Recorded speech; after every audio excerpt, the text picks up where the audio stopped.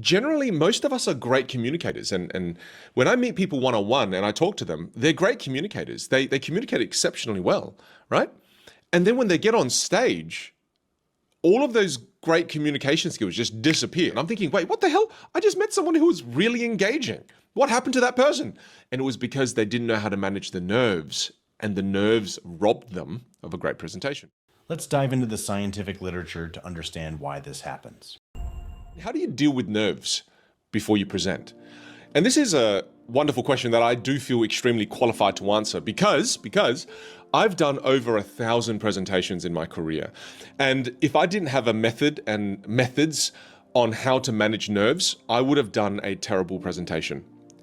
And here's something that most people don't get.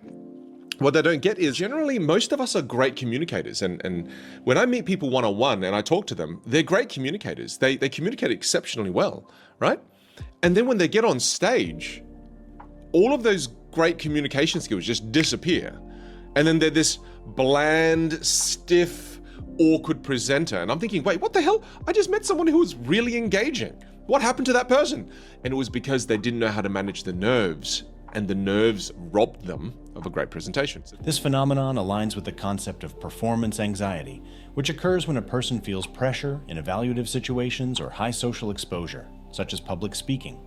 Many individuals who speak fluently and confidently in informal conversations experience emotional and cognitive blocks in formal settings due to overstimulation of the autonomic nervous system. The Yerkes-Dodson law illustrates how performance improves with increased physiological arousal up to a certain point, but then declines if arousal becomes excessive, that is, when anxiety levels are too high. Now, I think of managing nerves in two core different ways. I first think about it from a body point of view. How do I manage the nerves from a body standpoint? So the way that I manage my nerves from that standpoint is I think about breathing a lot.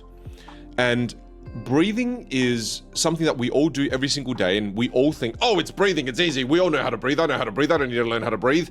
No, you're wrong. There are workshops that go for a whole week just on learning how to master the breath. And unless you want to actually go along and do one of those workshops, one of the greatest hacks when it comes to breathing is Wim Hof. Diaphragmatic and controlled breathing is one of the main strategies for regulating the activation of the sympathetic nervous system, which is responsible for the stress response. It promotes the shift to the parasympathetic system, which governs relaxation. The Wim Hof method has some preliminary scientific evidence, but it is not a standard technique in psychological practice. It may have beneficial effects on the body and concentration, but it is often presented anecdotally and without proper supervision, which can be problematic. There are, however, more commonly validated techniques such as box breathing or mindfulness-based stress reduction. Now, that's the first thing I would do. The second thing I would do is another kind of body standpoint. One of the key reasons why our voice shakes when we are presenting, and one of the key reasons why our hands shake, and sometimes we get all different symptoms, everyone get different types of symptoms. Sometimes people, their whole body shakes and their feet shake, everything. One of the key reasons that happens is because of excess adrenaline.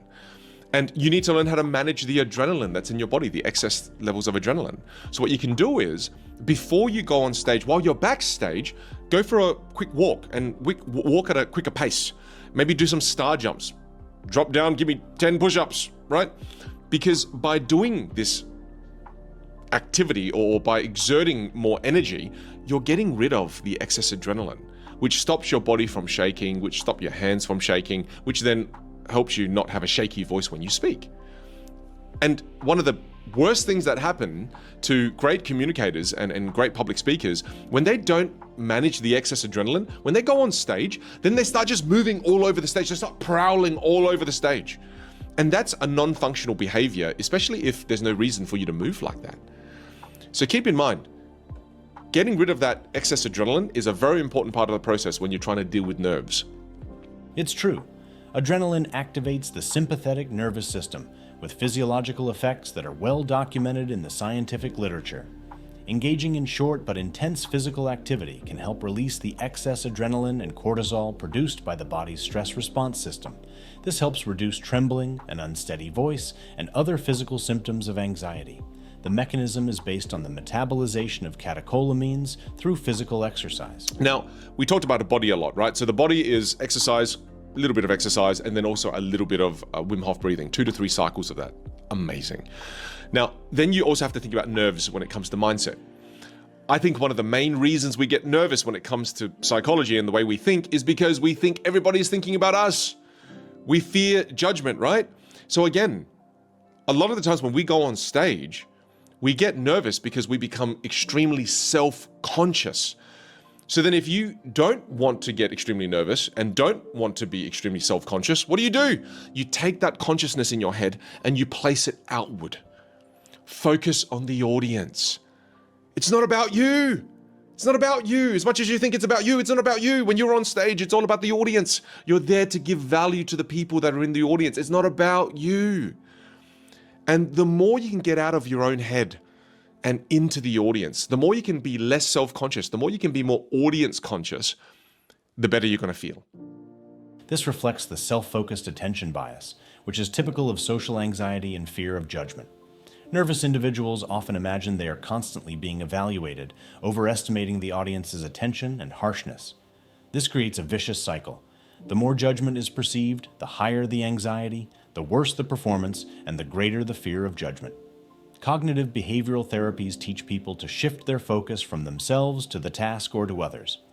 Shifting the focus toward providing value to the audience is a powerful cognitive strategy. A service-oriented mindset reduces self-imposed pressure and enhances the sense of purpose. Redirecting the intention from being perfect to being helpful allows for greater authenticity and connection, improving communication and reducing emotional strain. In scientific literature, this relates to the concept of flow, a state in which self-awareness decreases while being fully immersed in a meaningful activity.